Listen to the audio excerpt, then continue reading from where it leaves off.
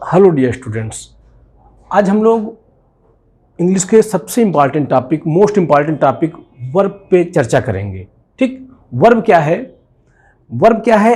A word और group of words that expresses an action, an event और a state.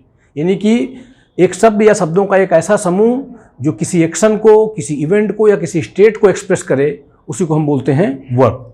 ठीक, देखिए verb जानने से पहले कुछ एक बात और कर लेते हैं आपसे। देखिए ऐसा है, आपको ये बता दूं कि जितना भी सेंटेंस होता है, जितना भी वाक्य होता है, किसी भी वाक्य में 5 कंपोनेंट होते हैं। किसी भी सेंटेंस में 5 कंपोनेंट होते हैं। Subject,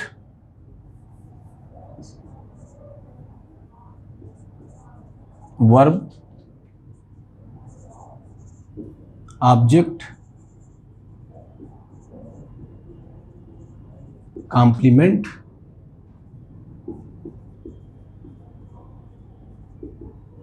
adverbial. देखिए कोई भी सेंटेंस अगर अंग्रेजी भाषा में लिखा जाएगा तो उसमें यही 5 कंपोनेंट हो सकते हैं, यही 5 चीजें हो सकती हैं, जिसमें से सब्जेक्ट तथा वर्ब का होना अनिवार्य है। सब्जेक्ट और वर्ब का होना अनिवार्य है। ये चीजें हो भी सकती हैं और नहीं भी हो सकती हैं। ठीक, अगर मैं सब्जेक्ट की बात करूं, तो किसी भी वाक्य का जो सब्जेक्ट है वो नाउन हो सकता है, या नाउन के समकक्ष जो भी चीजें होती हैं वो सब कुछ हो सकता है। ये सब्जेक्ट की बात करूं तो सब्जेक्ट में नाउन हो सकता है, नाउन के इक्विवेलेंट होता है प्रोनाउन, या मैं कह सकता हूं नाउन फ्रेज, या मैं कह सकता हूं नाउन क्लॉज, या मैं कह सकता हूं इन्फिनिटिव, और या जेरेंड। ठीक, किसी भी वाक्य के सब्जेक्ट सारी चीजें हो सकती हैं। देखिए किसी भी वाक्य का ऑब्जेक्ट भी या तो नाउन होता है या उसके समकक्ष चीजें होती हैं। ठीक, इस तरह मैं कह सकता हूं कि किसी भी वाक्य का ऑब्जेक्ट या तो नाउन होगा, या प्रोनाउन होगा, या नाउन फ्रेज होगा, या नाउन क्लॉज होगा, या इन्फिनिटिव होगा, या जेरेंड होगा। ठीक, किसी भी वाक्य का सब्जेक्ट या किसी भी वाक्य का ऑब्जेक्ट या तो नाउन होता है या तो उसके समकक्ष चीजें होती हैं। तो नाउन के समकक्ष ये सारी चीजें हो सकती हैं। तो यानी किसी भी वाक्य का सब्जेक्ट और किसी भी वाक्य का ऑब्जेक्ट, ये सब चीजें हो सकती हैं। ठीक, आइए कॉम्प्लीमेंट की बात कर लेते हैं। देखिए किसी भी वाक्य का कॉम्प्लीमेंट, अगर किसी वाक्य में कॉम्प्लीमेंट आया है तो किसी भी वाक्य का कॉम्प्लीमेंट या तो नाउन होता है। देखिए किसी भी वाक्य का कॉम्प्लीमेंट या तो नाउन या एडजेक्टिव, नाउन या एडजेक्टिव। अगर नाउन की बात करूं तो नाउन के समकक्ष जितनी चीजें होती हैं वो सब, अगर एडजेक्टिव की बात करूं तो एडजेक्टिव के समकक्ष जितनी चीजें होती हैं वो सब। तो देखिए नाउन के इक्विवेलेंट क्या क्या होता है? नाउन होता है, प्रोनाउन होता है, नाउन फ्रेज होता है, नाउन क्लॉज होता है, इन्फिनिटिव होता है, जेरेंड होता है। तो ये सब तो नाउन के इक्विवेलेंट हो गई। अब एडजेक्टिव की बात करूं तो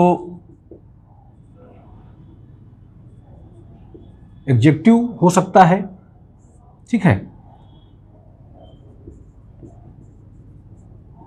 एडजेक्टिव फ्रेज हो सकता है,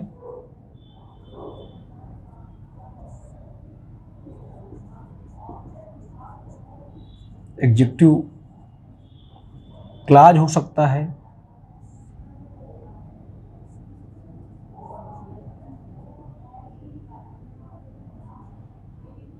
इन्फिनिटिव हो सकता है, पार्टिसिपल हो सकता है,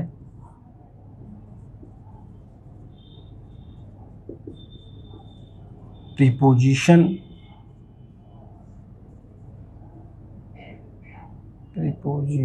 फ्रेज हो सकता है।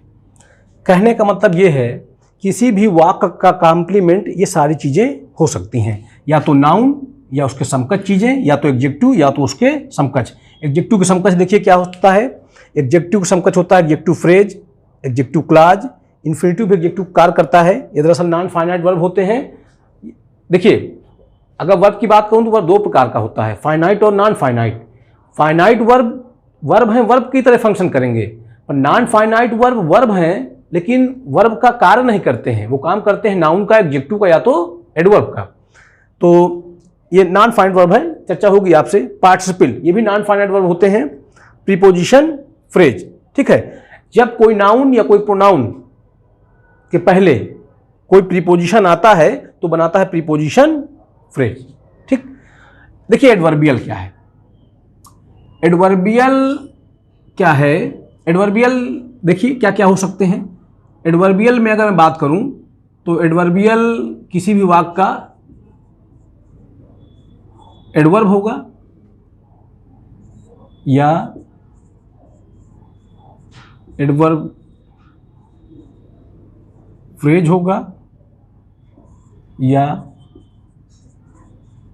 एडवर्ब क्लॉज हो सकता है, ठीक, या प्रीपोजिशन फ्रेज हो सकता है, या इन्फिनिटिव हो सकता है। यानी कि ये सब किसी वाक्य के एडवर्बियल हो सकते हैं। एडवर्ब या एडवर्ब के इक्विवेलेंट जो चीज़ें होती हैं, तो एडवर्ब या adverb phrase, adverb clause, preposition phrase या इन्फिनिटिव, ये सब किसी वाक्य के क्या हो सकते हैं, एडवर्बियल हो सकते हैं। देखिए अब मैं आपको एक बात क्लियर कर दूं। मैंने बताया दुनिया में कोई भी वाक्य लिखा होगा तो किसी भी वाक्य में ये 5 चीज़ों का होना अनिवार्य, किसी भी वाक्य में ये 5 चीज़ें हो सकती हैं, जिसमें से सब्जेक्ट तथा वर्ब का होना अनिवार्य है। बाकी ये चीज़ें हो भी सकती हैं और नहीं भी हो सकती हैं, ठीक। तो देखिए अगर इस वर्ब की बात करें, दरअसल सबसे मेन इंपॉर्टेंट तो ये वर्ब है, ठीक है। देखिए ये जो वर्ब होता है यहाँ पे किसी भी सेंटेंस में, यहाँ पे जो वर्ब होता है ये दरअसल फाइनाइट वर्ब होता है, फाइनाइट वर्ब होता है, ठीक, ये फाइनाइट वर्ब होता है। अब यही वर्ब दरअसल निर्धारित करता है, यही वर्ब डिसाइड करता है कि ऑब्जेक्ट आएगा कि नहीं आएगा, यही वर्ब डिसाइड करता है कॉम्प्लीमेंट आएगा कि नहीं आएगा। और रही बात एडवर्बियल की, तो देखिए एडवर्बियल तो आ भी सकता है या नहीं भी आ सकता है, ठीक है। तो यानी कि कुल मिला के ये हम कह सकते हैं कि सब कुछ डिपेंड करता है इस वर्ब पे। इसी वर्ब की हम आज बात करेंगे आपसे, ठीक, और बात करेंगे सिर्फ फाइनाइट वर्ब की। और फाइनाइट वर्ब में भी हम बात करेंगे आज सिर्फ मेन वर्ब की। आइए बात कर लेते हैं इसी फाइनाइट वर्ब की। इसको आप समझ पाए होंगे। फिर से मैं आपको क्लियर कर दूं कि कोई भी सेंटेंस होगा तो उसमें 5 चीजें हो सकती हैं, subject, verb, object, complement, adverbial, जिसमें से सब्जेक्ट तथा वर्ब का होना अनिवार्य है। बाकी चीजें हो भी सकती हैं और नहीं भी हो सकती हैं, ठीक। इसको लिखा रहने देते हैं एक तरफ। आइए इधर बात करते हैं। देखिए अगर मैं वर्ब की बात करूं, वर्ब की, तो वर्ब 2 प्रकार का होता है। वर्ब हमारा 2 प्रकार का होता है, फाइनाइट वर्ब और दूसरा हमारा नॉन फाइनाइट वर्ब, ठीक। फाइनाइट वर्ब और नॉन फाइनाइट वर्ब। तो आइए पहले जान लेते हैं ये फाइनाइट वर्ब क्या चीज होती है। देखिए फाइनाइट वर्ब वो क्रियाएं होती हैं, वो वर्ब होती हैं जो अपने आप को सब्जेक्ट तथा टेंस के अनुसार बदल लें, उनको हम बोलते हैं फाइनाइट वर्ब। जो क्रियाएं अपने आप को सब्जेक्ट या टेंस के अनुसार बदल लेती हैं उनको हम बोलते हैं फाइनाइट वर्ब। और जिन क्रियाओं पर सब्जेक्ट या टेंस का कोई प्रभाव नहीं पड़ता है, या यूं कह सकते हैं कि जो क्रियाएं यथावत रहती हैं, जिनमें कोई परिवर्तन नहीं होता है, उनको हम बोलते हैं नॉन फाइनाइट वर्ब, ठीक। जैसे एग्जाम्पल के तौर पर बात करूं अगर आपसे मैं, जैसे मैंने कहा सी wants to play, she wants to play, I want to play, they wanted to play, ठीक, you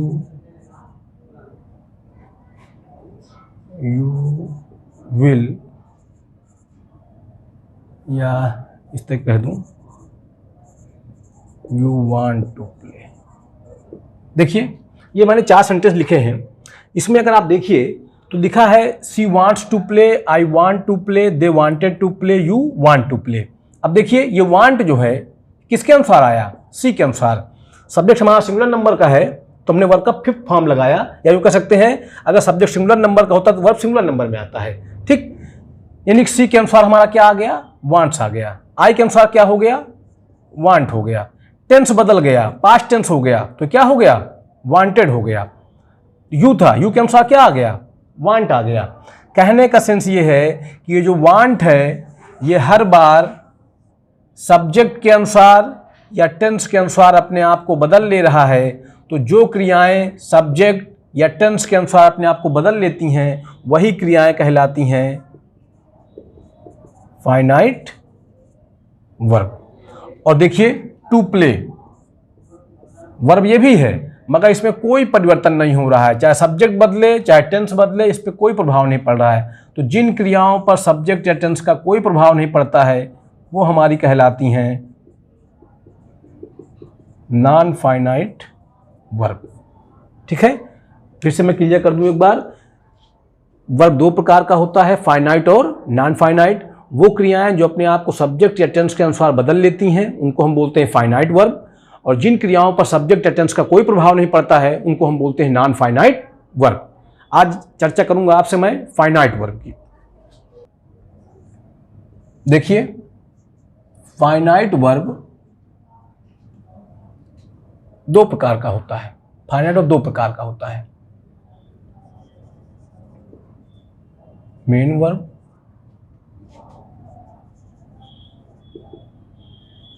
helping verb.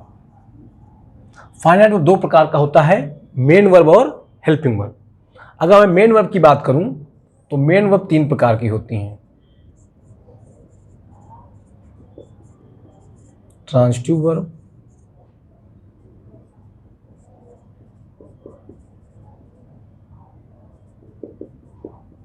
Intransitive verb,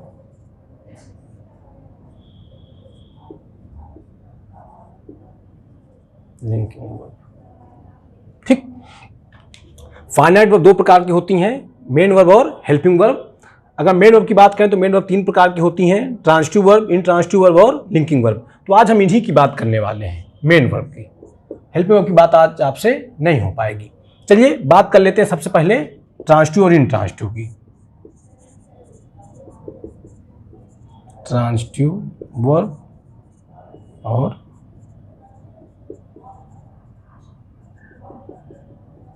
intransitive verb. देखिए मैंने आपको बताया फाइनाइट वर्ब 2 प्रकार की होती हैं, मेन वर्ब और helping verb. Main verb, helping verb, ठीक। मेन, देखिए आज हम बात करेंगे सिर्फ मेन वर्ब की। अगर मेन वर्ब की अगर बात करूं तो मेन वर्ब 3 प्रकार का, ट्रांजिटिव, इंट्रांजिटिव और लिंकिंग, ठीक। बात कर लेते हैं ट्रांजिटिव और इंट्रांजिटिव की। पहले देखिए वे क्रियाएं जो अपने बाद ऑब्जेक्ट लेती हैं, वे क्रियाएं जो अपने बाद ऑब्जेक्ट लेती हैं या वे क्रियाएं जिनके बाद ऑब्जेक्ट आता है उनको हम बोलते हैं ट्रांजिटिव वर्ब, और वे क्रियाएं जिनके बाद ऑब्जेक्ट की कोई आवश्यकता नहीं होती है उनको हम बोलते हैं इंट्रांजिटिव वर्ब, ठीक।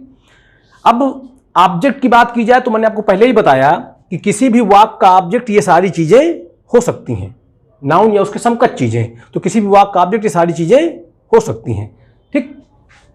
कहने का सेंस ये है, तो कैसे पता करेंगे कि ये वर्ब ट्रांजिटिव है या इंट्रांजिटिव है। देखिए किसी भी ट्रांजिटिव वर्ब के बाद, किसी भी अगर वो वर्ब ट्रांजिटिव होगी तो उस वर्ब के बाद आपके मन में एक भाव आएगा, आपके मन में एक मतलब कमी महसूस होगी। जैसे मान लीजिएगा मैं कह दूं, जैसे समझिएगा, जैसे अगर मैं लिख दूं आई वांट, मैंने लिखा आई वांट, मैं चाहता हूं। मैं चाहता हूं तो बताइए क्या ये बात अपने आप में पूरी है? अपने आप ये बात पूरी नहीं है। आपके मन में एक भाव आ रहा होगा, मैं चाहता हूं, तो आपको लग रहा होगा क्या चाहते हो, ठीक, या किसे चाहते हो, ठीक। तो कहने का सेंस ये है कि जिन क्रियाओं के बाद मन में एक भाव आ जाए, क्या या किसे या किसको, तो समझ जाइएगा वो ट्रांजिटिव वर्ब हैं और उनको ऑब्जेक्ट की आवश्यकता है, और ऑब्जेक्ट के रूप में ये सब सारी चीजें आ सकती हैं, या यूं कह सकता हूं ऑब्जेक्ट के रूप में नाउन ही आता है, या नाउन के इक्विवेलेंट चीजें आती हैं, ठीक, समझ पा रहे हैं। और जो क्रियाएं इंट्रांजिटिव वर्ब होती हैं उनमें अपने आप में उसका अर्थ पूरा होता है, उसको किसी ऑब्जेक्ट की आवश्यकता नहीं होती है। जैसे अगर मैं लिख दूं ही स्लीप्स, वह सोता है, ही स्लीप्स, तो इसका अर्थ अपने आप में क्या है, पूरा है। लेकिन अगर मैं लिखा आई वांट, तो उसका अर्थ अपने आप में पूरा नहीं है, क्योंकि वांट हमारा एक ट्रांजिटिव वर्ब है और इसको क्या चाहिए, इसको चाहिए इसका ऑब्जेक्ट। तो मैंने लिख दिया I want a book, I want a book, मैं चाहता हूं क्या, मैं चाहता हूं क्या, एक किताब। तो यही हमारा क्या है, ऑब्जेक्ट है। तो जिन क्रियाओं के बाद ऑब्जेक्ट की, जो जिन क्रियाओं के बाद ऑब्जेक्ट आता है उनको हम बोलते हैं क्या, ट्रांजिटिव वर्ब, और जिन क्रियाओं के बाद किसी ऑब्जेक्ट की आवश्यकता नहीं होती है उनको हम बोलते हैं इंट्रांजिटिव वर्ब, इंट्रांजिटिव वर्ब, ठीक। और जब कहा जाता है, मैंने आपको पहले ही बताया किसी वाक्य में ये 5 चीजें हो सकती हैं, सब्जेक्ट, वर्ब, ऑब्जेक्ट, कॉम्प्लीमेंट और एडवर्बियल। तो मैंने आपको ये बताया था कि किसी भी वाक्य में 5 चीजें तो हो सकती हैं, मगर सब्जेक्ट और वर्ब का होना अनिवार्य है, बाकी चीजें हो भी सकती हैं और नहीं भी हो सकती हैं। तो दरअसल जब मैं कहता हूं बाकी चीजें हो भी सकती हैं और नहीं भी हो सकती हैं, तो अब देखिए आप, ये हमारा क्या है, सब्जेक्ट है, ये हमारा क्या है, वर्ब है। अब देखिए वह सोता है, इसका अर्थ अपने आप में पूरा है। इसका मतलब यह है कि देखिए सब्जेक्ट और वर्ब होने से ही बात पूरी हो गई, तो यानी कि इसका मतलब यह है कि सब्जेक्ट और वर्ब का होना अनिवार्य है, बाकी चीजें हो भी सकती हैं और नहीं भी हो सकती हैं। दरअसल किसी भी वाक्य में ये ऑब्जेक्ट आएगा या कॉम्प्लीमेंट आएगा कि नहीं आएगा, ये डिपेंड करता है इस वर्ब पे, ठीक। अगर ये वर्ब हमारी ट्रांजिटिव हो जाए, अगर ये वर्ब हमारी क्या हो जाए, ट्रांजिटिव, तो क्या लेगी, ऑब्जेक्ट लेगी, 100% ऑब्जेक्ट लेगी, यानी कि ट्रांजिटिव वर्ब के बाद ऑब्जेक्ट की आवश्यकता होगी ही होगी। अगर ये वर्ब इंट्रांजिटिव हो जाए तो इसको किसी ऑब्जेक्ट की आवश्यकता नहीं होगी, या अगर ये वर्ब इंट्रांजिटिव हो जाए तो इसको किसी कॉम्प्लीमेंट की भी आवश्यकता नहीं होगी, ठीक है। अच्छा, एडवर्बियल, एडवर्बियल तो आ सकता है नो डाउट। जैसे मैं लिख दिया, जैसे मैं लिख दूं ही प्लेज इन द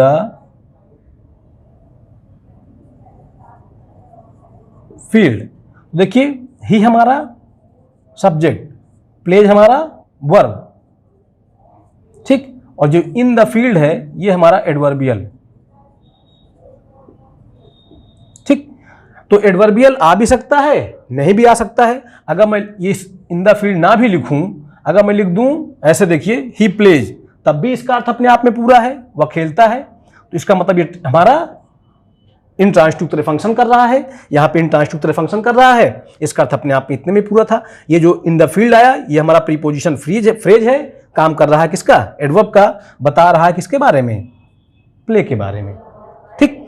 यानी कि एक बात समझ लीजिए आप कि किसी भी वाक्य में सब्जेक्ट और वर्ब का होना अनिवार्य है, बाकी चीजें आएंगी नहीं आएंगी ये डिपेंड करेगा सिचुएशन पे, ठीक है। अब जान लीजिए कब ऑब्जेक्ट आता है, कब, एक बात तो आप समझ गए कि किसी भी इंट्रांजिटिव वर्ब को ऑब्जेक्ट की आवश्यकता नहीं होती, ना ही कॉम्प्लीमेंट की आवश्यकता होती है। एडवर्बियल सबके साथ आ सकता है, चाहे वो ट्रांजिटिव हो, इंट्रांजिटिव हो, चाहे लिंकिंग हो, ठीक।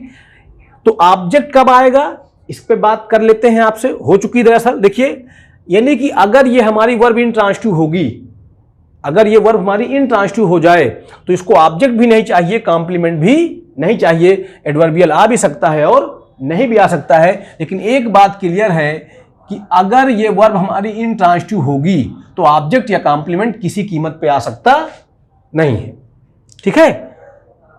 अब कब ऑब्जेक्ट आएगा, अगर ये हमारी वर्ब, अगर ये वर्ब हमारी ट्रांजिटिव हो जाए, अगर ये वर्ब हमारी क्या हो जाए, ट्रांजिटिव हो जाए, तो फिर ऑब्जेक्ट का आना अनिवार्य है। अगर ये वर्ब हो जाए, ट्रांजिटिव हो जाए, तो फिर क्या आएगा, ऑब्जेक्ट, ठीक है। एडवर्बियल तो फिर किसी के साथ भी आ सकता है, ठीक। यानी कि अगर ये वर्ब इंट्रांसिटिव होगी तो ऑब्जेक्ट और कॉम्प्लीमेंट आ ही नहीं सकता किसी कीमत पर, ठीक है। एडवर्बियल आ सकता है वो अलग बात है, लेकिन ऑब्जेक्ट या कॉम्प्लीमेंट नहीं आ सकते हैं। अगर ये वर्ब ट्रांसिटिव हो जाए तो उसके बाद क्या आएगा? ऑब्जेक्ट आएगा। इसका मतलब ये है कि ट्रांसिटिव वर्ब होगी तो ऑब्जेक्ट लेगी, ठीक है। फिर कॉम्प्लीमेंट को आ सकता, कॉम्प्लीमेंट नहीं लेगी वो, ठीक। एडवर्बियल आ सकता है, नहीं भी आ सकता है। इसका मतलब ये हो गया कि ट्रांसिटिव वर्ब को चाहिए ऑब्जेक्ट। जैसे मैंने लिखा आई वांट अ बुक, मैं चाहता हूं।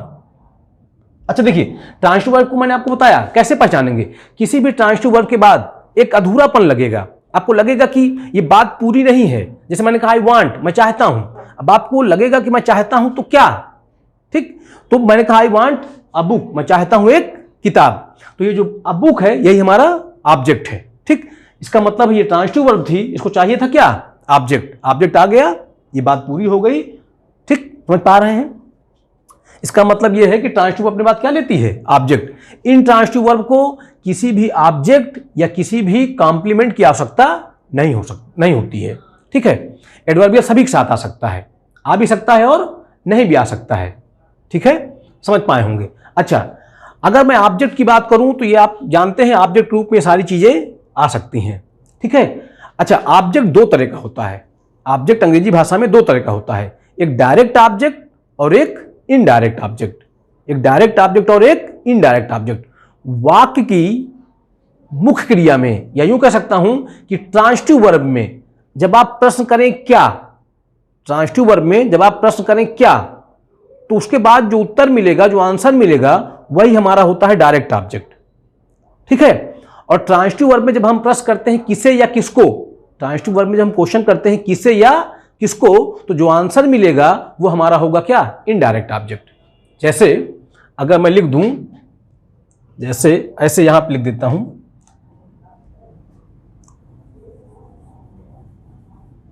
देखिए मैंने लिखा he gave me a book. देखिए, he gave me a book. देखिए, अगर मैं ये ना लिखूं, अगर ये वाली बात मैं ना लिखूं, मैं लिखा ही गेव, उसने दिया था, तो इसका मतलब ये है कि इसका अर्थ अपने आप में पूरा नहीं है, अधूरा सेंस दे रहा है। इसका मतलब साफ है कि ये हमारी वर्ब कैसी है? ये हमारी ट्रांसिटिव वर्ब है। अब ट्रांसिटिव वर्ब को ऑब्जेक्ट चाहिए, ठीक। ट्रांसिटिव वर्ब को क्या चाहिए? ऑब्जेक्ट। अच्छा, कुछ क्रियाएं दो ऑब्जेक्ट लेती हैं, कुछ क्रियाएं एक ही ऑब्जेक्ट लेती हैं, ठीक है। अब देखिए, जब मैंने कहा कि वाक्य की मुख्य क्रिया में जब आप प्रश्न करिए क्या, ठीक, व्हाट, तो आपको मिलेगा डायरेक्ट ऑब्जेक्ट। वाक्य की ट्रांसिटिव वर्ब में या वाक्य की मुख्य क्रिया में आप प्रश्न करिए किससे या किसको, तो हमको मिलेगा इनडायरेक्ट ऑब्जेक्ट, ठीक। अब देखिए, मैंने लिखा he gave me a book, उसने दिया था, क्या दिया था? एक किताब, तो ये हमारा क्या है? Direct object. दिया था, किसे दिया था? मी, ये हमारा क्या है? ये हमारा है इनडायरेक्ट ऑब्जेक्ट, ठीक है। कहने का सेंस ये है कि दो तरह का ऑब्जेक्ट होता है, एक होता है डायरेक्ट ऑब्जेक्ट, एक होता है इनडायरेक्ट ऑब्जेक्ट। वाक्य की ट्रांसिटिव वर्ब में या वाक्य की मुख्य क्रिया में जब आप प्रश्न करें क्या, तो वो उसके बाद डायरेक्ट ऑब्जेक्ट आएगा। वाक्य की मुख्य क्रिया में आप प्रश्न करें किसे या किसको, तो इनडायरेक्ट ऑब्जेक्ट मिलेगा हमको, ठीक है। समझ पा रहे होंगे मेरी बात को, ठीक है। और एक आध एग्जांपल ले लें, चलिए देखते हैं।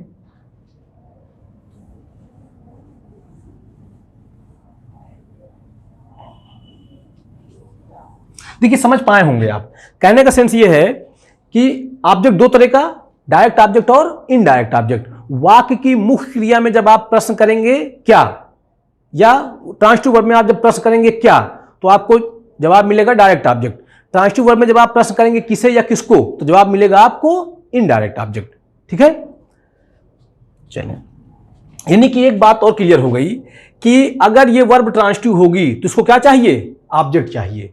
अगर ये वर्ब ट्रांसिटिव होगी, अगर ये वर्ब ट्रांसिटिव होगी तो उसको क्या चाहिए? ऑब्जेक्ट चाहिए। अगर ये वर्ब इंट्रांसिटिव होगी तो इसको ना ऑब्जेक्ट चाहिए ना कॉम्प्लीमेंट चाहिए। ठीक, एडवर्बियल सभी के साथ आ सकता है, चाहे वो ट्रांसिटिव हो, इंट्रांसिटिव हो, चाहे लिंकिंग हो। लेकिन अगर ये वर्ब ट्रांसिटिव होगी तो इसको क्या चाहिए? ऑब्जेक्ट। अगर ये वर्ब इंट्रांसिटिव होगी तो इसको ऑब्जेक्ट या कॉम्प्लीमेंट की आवश्यकता बिल्कुल नहीं होगी। ठीक, समझ पा रहे होंगे। अब चलिए, यानी कि हम ये बात जान गए कि अगर हमारी वर्ब ट्रांसिटिव है तो उसको क्या चाहिए? ऑब्जेक्ट। यानी वो क्रियाएं जो अपने बाद ऑब्जेक्ट लेती हैं उनको हम बोलते हैं ट्रांसिटिव वर्ब। इंट्रांसिटिव वर्ब क्या होती हैं? जिन क्रियाओं के बाद ना तो ऑब्जेक्ट आए ना ही कॉम्प्लीमेंट आए, उसको हम बोलते हैं क्या? Intransitive verb. ठीक, समझ पा रहे हैं? Linking verb. देखिए, लिंकिंग वर्ब क्या होती हैं? लिंकिंग वर्ब वो क्रियाएं होती हैं जो अपने बाद कॉम्प्लीमेंट लेती हैं। लिंकिंग वर्ब वो क्रियाएं होती हैं जो अपने बाद कॉम्प्लीमेंट लेती हैं। ठीक, चलिए बात कर लेते हैं थोड़ा सा लिंकिंग वर्ब की। लिंकिंग वर्ब वो क्रियाएं जो अपने बाद कॉम्प्लीमेंट लें। अच्छा, पहले तो हम जान लें कॉम्प्लीमेंट क्या चीज होती है ना। देखिए, कॉम्प्लीमेंट क्या है? देखिए, पहली बात तो कॉम्प्लीमेंट के रूप में ये सारी चीजें हो सकती हैं। किसी कॉम्प्लीमेंट के रूप में कोई नाउन हो सकता है या तो एडजेक्टिव हो सकता है। नाउन कहा जाए तो नाउन के इक्विवेलेंट जितनी चीजें हैं वो सब, एडजेक्टिव कहा जाए तो एडजेक्टिव की इक्विवेलेंट जितनी चीजें हैं वो सब। ठीक, तो कॉम्प्लीमेंट है क्या दरअसल? देखिए, यदि वाक्य में सब्जेक्ट हो और लिंकिंग वर्ब हो, इसके बाद भी यदि वाक्य का अर्थ पूरा ना हो, तो जो शब्द वाक्य के अर्थ को पूरा करते हैं उन्हीं को हम बोलते हैं क्या? कॉम्प्लीमेंट बोलते हैं। ठीक, या यूं कह सकता हूं कि लिंकिंग वर्ब, अगर ये वर्ब हमारी लिंकिंग हो जाए, अगर ये वर्ब हमारी लिंकिंग हो जाए तो क्या लेगी? कॉम्प्लीमेंट लेगी। ठीक है, जैसे मैंने लिख दिया ही इज, तो अब देखिए सब्जेक्ट है, वर्ब है, क्या इसका कोई अर्थ निकल रहा है? इसका कोई अर्थ नहीं है। अब मैं क्या लिख दूं? He is a doctor. देखिए, वाक्य के अर्थ को किसने पूरा किया? अ डॉक्टर ने। तो यानी सब्जेक्ट हो, वाक्य में लिंकिंग वर्ब हो, इसके बाद भी यदि वाक्य का अर्थ पूरा ना हो तो उसको हम, जो शब्द वाक्य के अर्थ को पूरा करते हैं उन्हीं को हम बोलते हैं कॉम्प्लीमेंट। या बड़ी सीधी सी बात मैं इसको और आसान शब्दों में कह दूं कि भाई लिंकिंग वर्ब है तो लिंकिंग वर्ब को क्या चाहिए? कॉम्प्लीमेंट चाहिए। तो देखिए, कॉम्प्लीमेंट के रूप में नाउन फ्रेज हमारा आ गया है। अब इसका अर्थ अपने आप में क्या हो गया? पूरा हो गया। तो कैसे जानेंगे कि कॉम्प्लीमेंट है? देखिए, वाक्य की मुख्य क्रिया में हम प्रश्न करते हैं क्या, तो हमको ऑब्जेक्ट मिलता है। वाक्य की मुख्य क्रिया में हम प्रश्न करते हैं किसे या किसको, तब भी हमको ऑब्जेक्ट मिलता है। वो ट्रांसिटिव वर्ब होती हैं। लेकिन यहां भी वह है, क्या है? अब यहां भी तो क्या का प्रश्न करने पर जवाब मिल रहा है, लेकिन कॉम्प्लीमेंट में और ऑब्जेक्ट में एक डिफरेंस होता है। देखिए, कॉम्प्लीमेंट जो होता है वो सब्जेक्ट की व्याख्या कर रहा होता है। कॉम्प्लीमेंट जो है वो सब्जेक्ट की व्याख्या करता है। ठीक, अब देखिए, अगर मैंने लिखा ही इज अ डॉक्टर, तो बताइए क्या ये जो डॉक्टर है, क्या ये ही की व्याख्या नहीं कर रहा है कि डॉक्टर कौन है? ही है, ही के बारे में बता रहा है। तो जो शब्द सब्जेक्ट की व्याख्या करें उनको हम बोलते हैं क्या? कॉम्प्लीमेंट। ठीक है, कॉम्प्लीमेंट दो तरह का होता है। कॉम्प्लीमेंट दो तरह का होता है, एक होता है सब्जेक्ट कॉम्प्लीमेंट, एक होता है ऑब्जेक्ट कॉम्प्लीमेंट। तो वे शब्द जो वाक्य में सब्जेक्ट की व्याख्या करते हैं, वे शब्द जो वाक्य में सब्जेक्ट की व्याख्या करते हैं उनको हम बोलते हैं सब्जेक्ट कॉम्प्लीमेंट, और वो शब्द जो वाक्य में ऑब्जेक्ट की व्याख्या करते हैं उनको हम बोलते हैं ऑब्जेक्ट कॉम्प्लीमेंट। आइए देखते हैं। जैसे मैंने लिखा ही इज अ डॉक्टर, तो देखिए ही यहां पे सब्जेक्ट है और अ डॉक्टर जो है, इज हमारी लिंकिंग वर्ब है और ये हमारा कॉम्प्लीमेंट है। तो बताइए अ डॉक्टर किसकी व्याख्या कर रहा है? ही की। ही वाक्य का क्या है? सब्जेक्ट है। तो इसको हम कह सकते हैं अ डॉक्टर हमारा क्या है? ये हमारा है सब्जेक्ट कॉम्प्लीमेंट। ठीक है, अब अगर मैं लिख दूं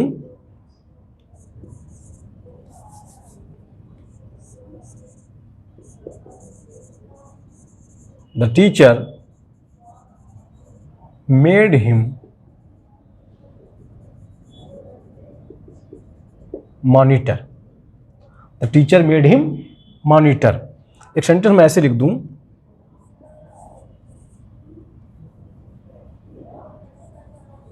he has given me a book. ये दो सेंटेंस मैंने लिखे हैं।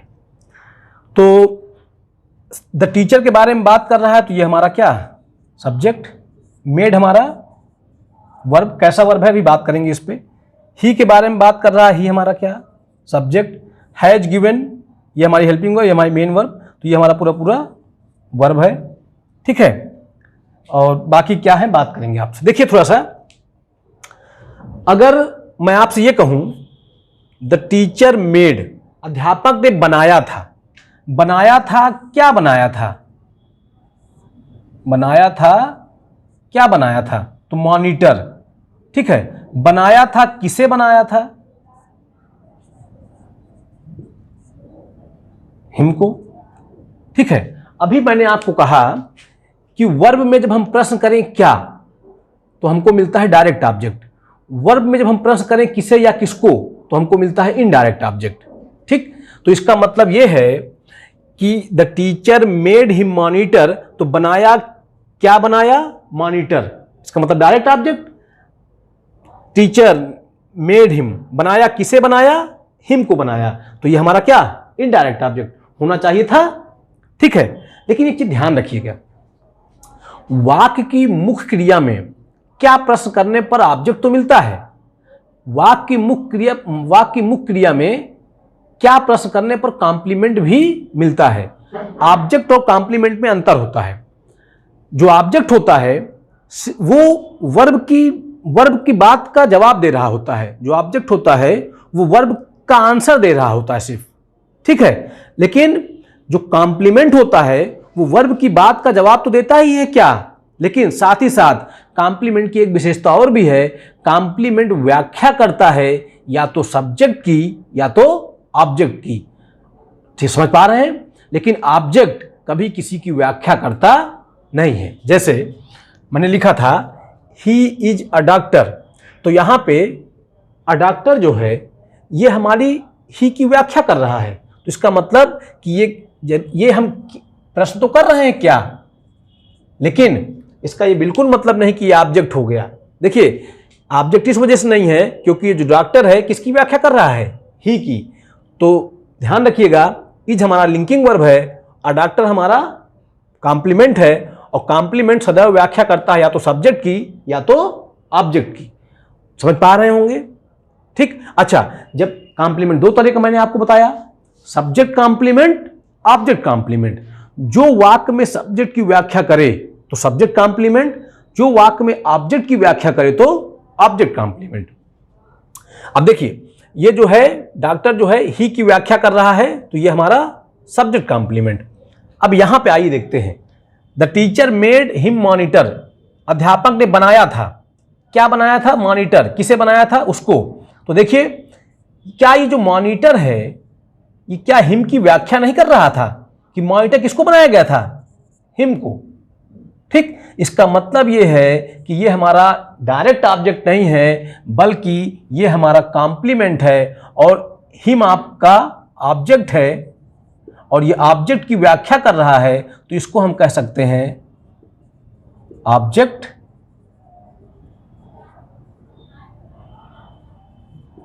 कॉम्प्लीमेंट। यहां पे अगर हम देखें, he has given me a book, उसने दिया है, क्या दिया है, अ बुक, दिया है किसे दिया है, तो देखिए दिया है क्या दिया है, तो ये हमारा अ बुक, दिया है किसे दिया है, मी को। अब बताइए क्या जो अ बुक है ये सिर्फ वर्ब की बात का आंसर दे रहा है, ये सिर्फ गिवन का आंसर दे रहा है, दिया है क्या दिया है, क्या ये बुक मी के बारे में कुछ अच्छा खराब बता रहा है, क्या इसके बारे में कुछ व्याख्या कर रहा है। इसका मतलब यह है कि ये बुक जो है मी की कोई व्याख्या नहीं कर रहा है, ये सिर्फ वर्ब की बात का जवाब दे रहा है, तो इसको हम कहेंगे क्या, डायरेक्ट ऑब्जेक्ट, ठीक है, दिया, क्या दिया? Direct object. दिया, किसे दिया? तो ये हमारा इनडायरेक्ट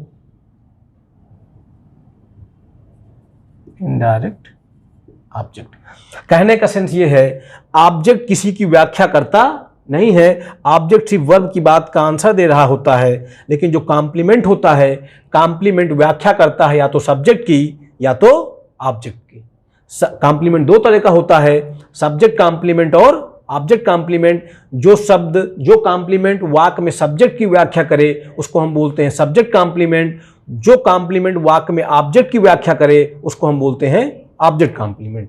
तो कॉम्प्लीमेंट में यही डिफरेंस होता है, ठीक है, कॉम्प्लीमेंट और ऑब्जेक्ट में यही डिफरेंस होता है। ऑब्जेक्ट सिर्फ वर्ब की बात का आंसर दे रहा होता है, लेकिन जो कॉम्प्लीमेंट होता है वो सब्जेक्ट की या ऑब्जेक्ट की व्याख्या कर रहा होता है। तो ये दोनों के बीच का डिफरेंस है। अब देखिए, मैंने आपको बताया कि दुनिया में कोई भी वाक्य होगा तो ये 5 चीजें हो सकती हैं, जिसमें से सब्जेक्ट और वर्ब का होना अनिवार्य है। तो जब मैं कहता हूं कि सब्जेक्ट और वर्ब का होना अनिवार्य है, तो इसका मतलब है कि ये वर्ब हमारी कैसी होती है? इंट्रांसिटिव होती है। जैसे अगर मैं लिख दूं ही स्लीप्स, तो सब्जेक्ट वर्ब, सब्जेक्ट है वर्ब है, पूरा अर्थ दे रहा है, तो ये क्या है? हमारा सेंटेंस है, ठीक है। और ये वर्ब हमारी कैसी है? इंट्रांसिटिव वर्ब है, क्योंकि इसको किसी ऑब्जेक्ट की आवश्यकता नहीं है, इसको किसी कॉम्प्लीमेंट की आवश्यकता भी नहीं है, ठीक है, समझ पा रहे होंगे। यानी कि इंट्रांसिटिव वर्ब है, इंट्रांसिटिव वर्ब है ना, इंट्रांसिटिव वर्ब है, और इंट्रांसिटिव वर्ब ऑब्जेक्ट या कॉम्प्लीमेंट नहीं लेता है, ठीक है। देखिए, अगर ये वर्ब हमारी ट्रांसिटिव हो जाए, अगर ये वर्ब हमारी ट्रांसिटिव हो जाए, अगर ये वर्ब हमारी क्या हो जाए? लिंकिंग, लिंकिंग हो जाए अगर ये वर्ब, तो क्या लेगी? कॉम्प्लीमेंट। अगर ये वर्ब ट्रांसिटिव हो जाए तो क्या लेगी? ऑब्जेक्ट, ठीक है। और अगर ये वर्ब इंट्रांसिटिव हो जाए तो इसको किसी ऑब्जेक्ट की आवश्यकता नहीं है, इसको किसी कॉम्प्लीमेंट की आवश्यकता भी नहीं है। एडवर्बियल ट्रांसिटिव के साथ भी आ सकता है, इंट्रांसिटिव के साथ भी आ सकता है, और लिंकिंग के साथ भी आ सकता है, ठीक है। इसका मतलब यह है कि जब कहा जाता है कि सब्जेक्ट और वर्ब का होना अनिवार्य है, तो ये वर्ब ऑब्जेक्ट आ जाएगा तो वर्ब कैसी हो जाएगी? ये वाली, तब ये वाली वर्ब हो जाएगी हमारी ट्रांसिटिव। और जब कॉम्प्लीमेंट आ जाएगा तो वर्ब हो जाएगी कैसी? लिंकिंग वर्ब हो जाएगी। समझ पा रहे होंगे मेरी बात को। मैंने ऑब्जेक्ट और कॉम्प्लीमेंट के बीच का डिफरेंस आपको समझाने का प्रयास किया। कॉम्प्लीमेंट दो तरह का होता है, subject complement, object complement. Complement क्या करता है? सब्जेक्ट की व्याख्या करता है तो सब्जेक्ट कॉम्प्लीमेंट, जब कॉम्प्लीमेंट ऑब्जेक्ट की व्याख्या करता है तो ऑब्जेक्ट कॉम्प्लीमेंट। और ऑब्जेक्ट जो होता है वो किसी की व्याख्या करता नहीं है, वो सिर्फ वर्ब की बात का आंसर दे रहा होता है, जवाब दे रहा होता है। आइए कुछ और सेंटेंसों के माध्यम से समझने का प्रयास करते हैं। जैसे अगर मैं आपसे कहूं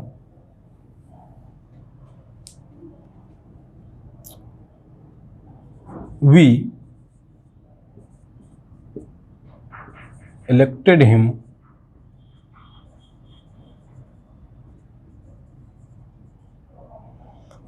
हिम चेयरमैन, तो वी हमारा क्या है? सब्जेक्ट है, इलेक्टेड हमारा क्या है? वर्ब है। अब ये क्या है, इन पे बात करनी है हमें। हमने चुना था, चुना था, किसे चुना था? चुना था, क्या चुना था? चेयरमैन। चुना था, किसे चुना था? हिम को चुना था। तो अभी आप कह सकते हैं कि जो क्या का जवाब दे वो डायरेक्ट ऑब्जेक्ट, जो किससे या किसको का जवाब दे वो इनडायरेक्ट ऑब्जेक्ट। लेकिन बिल्कुल भी नहीं। देखिए, क्या का जवाब कॉम्प्लीमेंट भी देता है, क्या का जवाब कॉम्प्लीमेंट भी देता है, और क्या का जवाब डायरेक्ट ऑब्जेक्ट भी देता है। मगर दोनों में अंतर यह होता है, अगर ऑब्जेक्ट होगा तो सिर्फ वर्ब की बात का आंसर दे रहा होगा, किसी की व्याख्या नहीं कर रहा होगा। लेकिन अगर कॉम्प्लीमेंट होगा तो व्याख्या कर रहा होगा, या तो सब्जेक्ट की या तो ऑब्जेक्ट की। अगर सब्जेक्ट की व्याख्या करेगा तो सब्जेक्ट कॉम्प्लीमेंट, ऑब्जेक्ट की व्याख्या करेगा तो ऑब्जेक्ट कॉम्प्लीमेंट। देखिए, वी इलेक्टेड हिम चेयरमैन, हमने चुना था, क्या चुना था? चेयरमैन। हमने चुना था, किसे चुना था? हिम को। तो बताइए, क्या ये जो चेयरमैन है ये हिम की व्याख्या नहीं कर रहा है? किसी और को नहीं, किसको चुना गया था? हिम को। तो इसका मतलब ये है, ये हिम किसे का जवाब दे रहा है, तो ये हमारा ऑब्जेक्ट है। और ये जो चेयरमैन है ये हिम की व्याख्या कर रहा है, तो ये ऑब्जेक्ट ना होके ये हमारा क्या है? ये हमारा ऑब्जेक्ट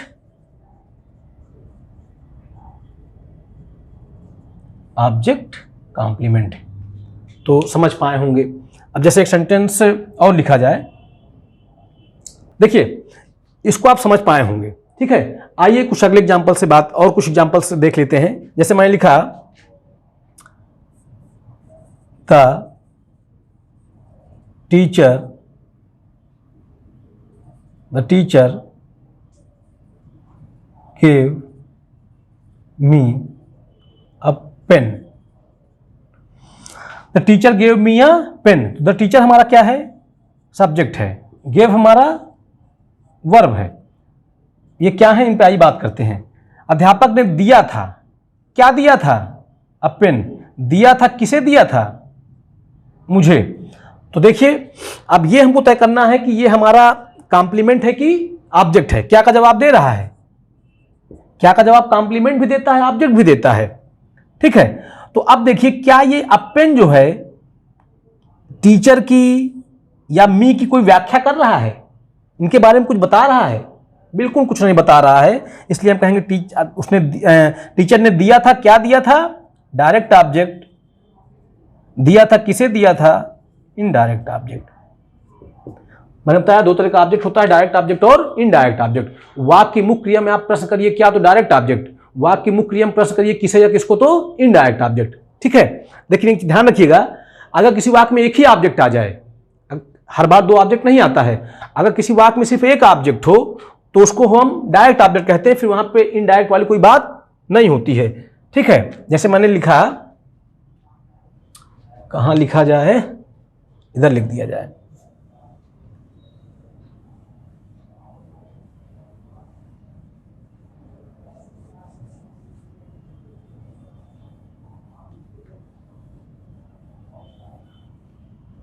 जैसे मैं लिख दिया,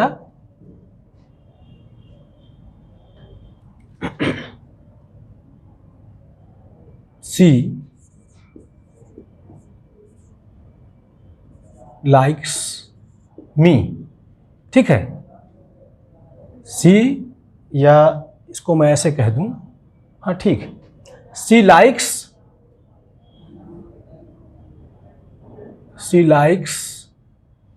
मैंगोज। सी लाइक्स मैंगोज। तो सी हमारा क्या? सब्जेक्ट। लाइक्स हमारा क्या? वर्ब। मैंगोज हमारा क्या? देखिए, वह पसंद करती है क्या? वो पसंद करती है क्या? तो यही हमारा क्या? देखिए, क्या का जवाब दे रहा है, तो ये हमारा क्या? ऑब्जेक्ट। अच्छा, क्या का जवाब कॉम्प्लीमेंट भी देता है, पर क्या ये मैंगो सी के बारे में कुछ व्याख्या कर रहा है? बिल्कुल नहीं कर रहा है। तो इसका मतलब ये हमारा क्या है? ऑब्जेक्ट है, ठीक है। देखिए, जब एक ही ऑब्जेक्ट होता है तो भी उसको इनडायरेक्ट कहने की कोई जरूरत नहीं होती है, वो सदैव कैसा ऑब्जेक्ट होता है? डायरेक्ट ऑब्जेक्ट होता है। चाहे वो किसका भी जवाब दे, चाहे वो क्या का जवाब दे, चाहे किसे या किसको का जवाब दे। जैसे मैंने कहा, सी लाइक्स मी, तो सी हमारा क्या? सब्जेक्ट। लाइक्स हमारा क्या? वर्ब। वो पसंद करती है किसे? मुझको, ठीक है। तो ये भी हमारा क्या है? ऑब्जेक्ट है। यानी कुल मिला के मैं ये कह दूं आपको कि अगर किसी वाक्य में एक ही ऑब्जेक्ट हो तो सदैव डायरेक्ट ऑब्जेक्ट होता है, फिर उसमें इनडायरेक्ट जैसी कोई बात नहीं होती है। समझ पाए होंगे। मैंने बताने का प्रयास किया आपको वर्ब के बारे में। एक बार एक ओवरव्यू अगर मैं आपको दे दूं तो देखिए, वर्ब की बात करें तो वर्ब दो प्रकार का, फाइनाइट और नॉन फाइनाइट। फाइनाइट वर्ब वो क्रियाएं होती हैं जो अपने आप को सब्जेक्ट या टेंस के अनुसार बदल लेती हैं। नॉन फाइनाइट वर्ब का सब्जेक्ट या टेंस पर कोई प्रभाव नहीं पड़ता है। नॉन फाइनाइट वर्ब वर्ब होते हैं, वर्ब का कार्य नहीं करते हैं, वो काम करते हैं नाउन का, एडजेक्टिव का या तो एडवर्ब का। फाइनाइट वर्ब की बात की जाए तो फाइनाइट वर्ब दो प्रकार का होता है, मेन वर्ब और हेल्पिंग वर्ब। आज आपसे मैंने मेन वर्ब की बात की, तो मेन वर्ब की बात करूं तो मेन वर्ब तीन प्रकार का, ट्रांजिटिव, इंट्रांजिटिव और लिंकिंग। ट्रांजिटिव वर्ब वो क्रियाएं होती हैं जो अपने बाद ऑब्जेक्ट लेती हैं। इंट्रांजिटिव वर्ब वो क्रियाएं होती हैं जिनको ऑब्जेक्ट की आवश्यकता नहीं होती है या कॉम्प्लीमेंट की आवश्यकता भी नहीं होती है। लिंकिंग वर्ब वो क्रियाएं होती हैं जिनके बाद कॉम्प्लीमेंट आता है। समझ पा रहे हैं? ठीक, दो तरह का ऑब्जेक्ट बताया आपको, डायरेक्ट ऑब्जेक्ट और इनडायरेक्ट ऑब्जेक्ट। वाक्य की मुख्य क्रिया में आप प्रश्न करिए क्या, तो डायरेक्ट ऑब्जेक्ट। वाक्य की मुख्य क्रिया में आप प्रश्न करिए किसे या किसको, तो इनडायरेक्ट ऑब्जेक्ट। देखिए, क्या प्रश्न करने पर कॉम्प्लीमेंट भी मिलता है, मगर कॉम्प्लीमेंट क्या करता है, कॉम्प्लीमेंट वाक्य में सब्जेक्ट की या वाक्य में ऑब्जेक्ट की व्याख्या कर रहा होता है। ठीक है, कॉम्प्लीमेंट दो प्रकार का होता है, सब्जेक्ट कॉम्प्लीमेंट। सब्जेक्ट कॉम्प्लीमेंट वह कॉम्प्लीमेंट होता है जो वाक्य में सब्जेक्ट की व्याख्या करे।